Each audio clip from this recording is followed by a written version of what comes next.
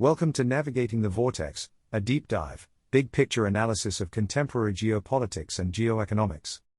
Today, the 5 problems with Trump's latest Ukraine peace plan that will only prolong the war. By Tetiana Malyanko and Stefan Wolf. In a surprise announcement on February 10, Ukraine's President, Volodymyr Zelensky, said that his administration was preparing to hold presidential elections in Ukraine before the middle of May.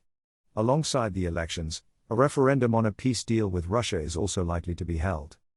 This is a dramatic shift in Zelensky's stance. The president had long resisted elections under conditions of war despite the fact that his mandate ran out in 2024.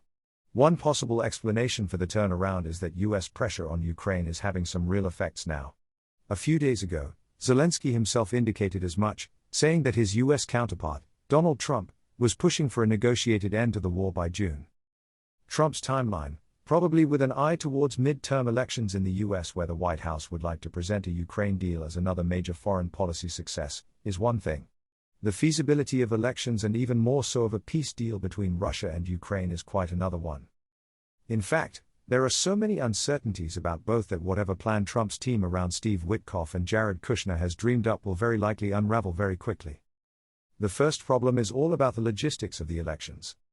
Who will be eligible to vote and where, and who might monitor the elections to ensure that they are free and fair? Apart from the hundreds of thousands serving in the trenches defending Ukraine against Russia's aggression, there are also 3.7 million internally displaced Ukrainians and almost 6 million refugees abroad. And then there are the approximately 5 million Ukrainians currently living under Russian occupation. Add to this the uncertainty over a Russian ceasefire to facilitate not only the conduct of the elections themselves but also of a free and fair election campaign, and the prospects of organizing any vote, let alone one of such consequence for the country and its people, look worse than daunting. In addition, there is the near certainty of large-scale Russian election interference, similar to what Moldova experienced during its presidential elections and European integration referendum in 2024, and again during parliamentary elections in 2025. Russian attempts to influence the outcomes of all of these votes in Moldova were shown to have clear limitations, but this will not deter Russia from trying again, and harder, in Ukraine. A second problem is the feasibility of any peace deal between Russia and Ukraine.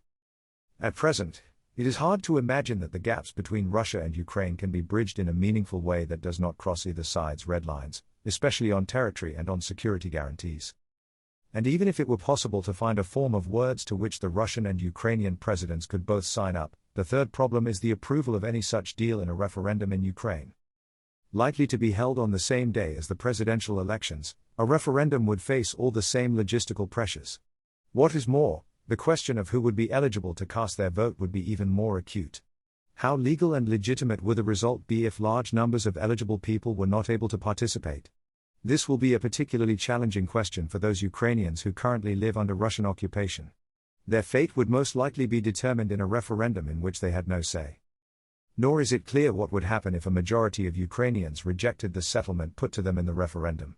Would it mean a return to negotiations? Possibly. Or an immediate resumption of the war? Probably. A third option would be the continuation of a shaky ceasefire and the implementation of parts of any settlement beneficial to both sides, such as prisoner exchanges. As was the case with the ill-fated Minsk agreements of 2014 and 2015, a return to all-out war, however, would remain firmly in the cards. So far, Ukraine's European partners have mostly been on the sidelines of negotiations.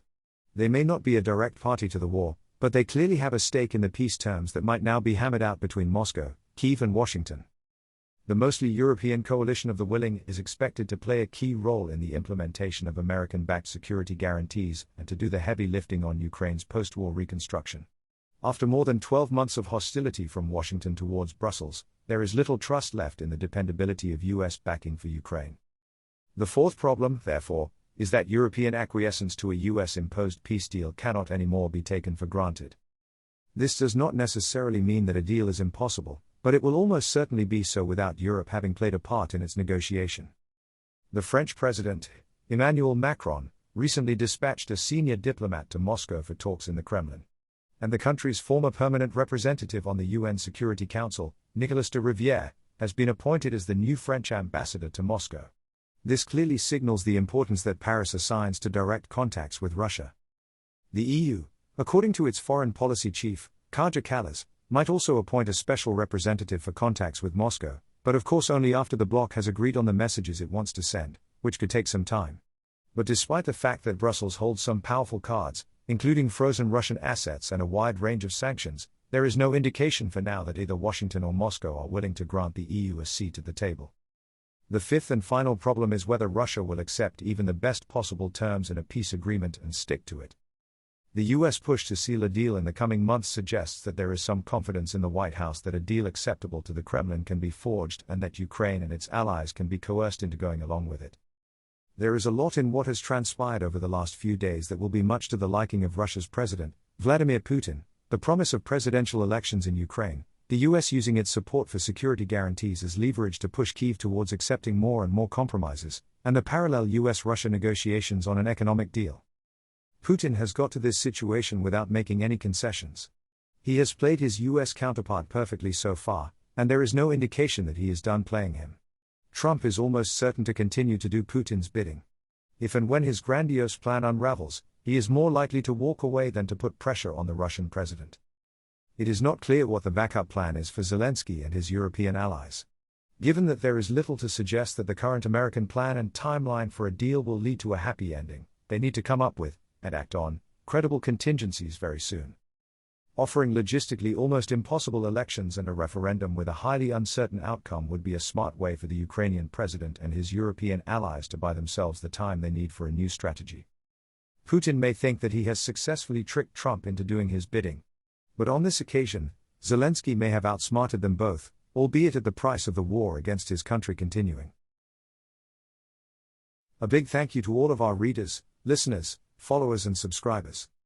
Signing up to the newsletter is the best way to make sure you don't miss out on anything, and you'll get our newsletter and podcast delivered straight to your inbox wherever you are in the world.